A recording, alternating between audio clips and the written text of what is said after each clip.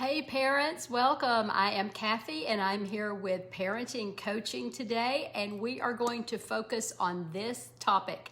The answer is no. Do you have a child who won't accept no for an answer? Well, it's good to have a better understanding of why that happens and what you can do about it. You know, it's good for children to understand your reasoning when you give them the answer no, but often parents get caught in this trap of trying to explain and explain and explain and shift into this desire to have your child's approval for your answer and for them to just always accept all of your reasoning. And that leads to this cycle of you explaining, and then there's whining and arguing and badgering and sarcasm and on and on. So let me paint the picture for you. Your child asks to do something. Stay up later, extend a curfew, watch a certain movie, go to a friend's house, whatever the request du jour is. The answer, for whatever reason you have, is no. You hopefully have valid reasons, and you give the answer no. And the child wants to know why. Well, okay, that may be a reasonable question, and you give a solid, valid reason. Well, the child then continues to ask why, and then begins to argue and whine and roll the eyes and storm out, perhaps, maybe slam doors or whatever. You get the picture. And then you begin to respond to every whine and resistance with further reasonings in an attempt to convince your child you are right. You somehow believe you need the child's acceptance or approval. Well, if you tell your child, no, you can't do that, and they keep pestering and you give in, they learn that pestering really works. Wow, score for them, they win. They learn that they don't really need to accept no for an answer because it will change eventually. So you can see that many parents are teaching their children to challenge them without even realizing it. Does this dance sound familiar to anybody? Parents, you are being stalked. Who wants that experience? Well, let's put this example into the adult world and see how this might play out in your life. Your boss has said no to you. Let's say you had a request, maybe to attend a conference, or maybe to change your work hours, or just to do something that you want to do. And he or she says no and offers a reasonable explanation. Or maybe she doesn't. Well, nevertheless, the answer is no. Well, as adults, we usually have this freedom to ask for clarification or to further understand the answer, and that is okay to do. You might even offer what we call a wise appeal for that decision in a very respectful way, and you give reasons and a logical explanation. The answer still may be no. Now, imagine you respond this way. Oh man, are you kidding me? I never get what I ask for around here. This isn't fair. Why don't you ever listen to me? Why don't you ever tell me yes? I can't believe this is happening. And you flail your arms and you shout and you roll your eyes, and then you turn very dramatically and you storm out of the office and you slam the door. Can you imagine that happening? Oh, I hope that it hasn't happened in your world. It's pretty wild, just imagine. But it happens every day in homes.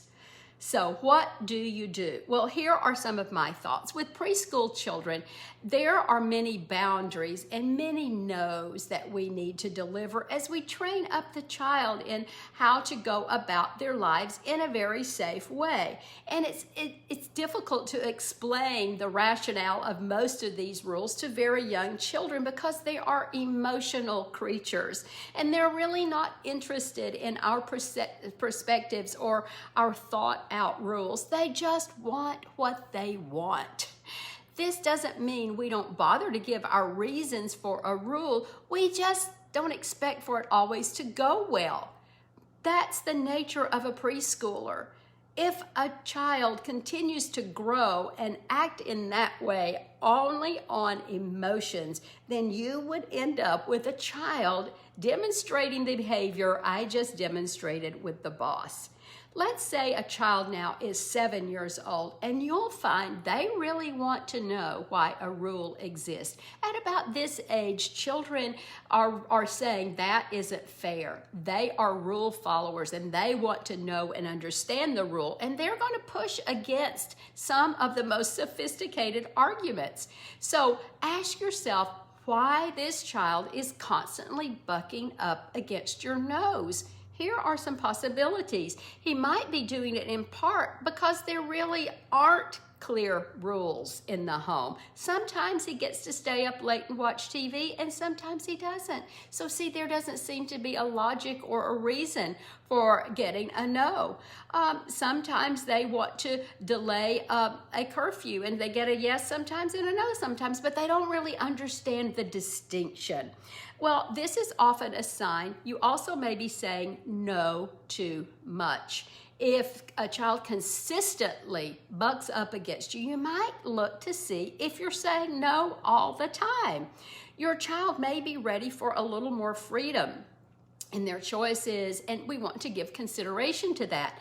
Well, this doesn't mean that you let all the rules go. It means that you just zoom out a little bit and you look at other ideas that maybe you haven't considered. You look for room for options and choices and other ideas. Now, the answer might still be no, but you want to have a reasonable conversation. Well, we all want our children to be confident in their opinions and decisions, but we also want to teach them healthy boundaries, limitations, and respect for authority. So here are some suggestions on how to handle a child who has developed this ingrained habit of disrespect when they get a no. First of all, when you explain your reason for saying no, be concise and to the point. A long, drawn-out explanation is not necessary and it is not productive. Be concise. Also, explain the consequences for arguing or excessive negotiation in advance. Sending the child to have a time away to calm down is the first place to start, no matter the age. You can do that beginning when a child is 2 all the way until they leave home. Have them have a set apart, a time, a space to be away and calm down. Explain the consequences if they push back and repeatedly argue against the no. Next, empathize. You can say that something like this: I get it. You want some more money to buy things that you want, and you think it's unfair when I say no, especially when you see that your friends are getting more money or they're getting $10 a week or $10 a month. I get it. But right now, we're not ready to do that in our family, so the answer is no. Letting your child know that you understand that he's upset goes a long way. It's important to teach your child empathy. Then, also, when the child begins to argue, stop it. Address it. Call it what it is. Say something like this: you aren't accepting no, and that is wrong. Stop now, or I will discipline you. You know, it goes back to what I have taught in other lessons. Words are important. Words before action. Accept my no now, or there will be action to follow.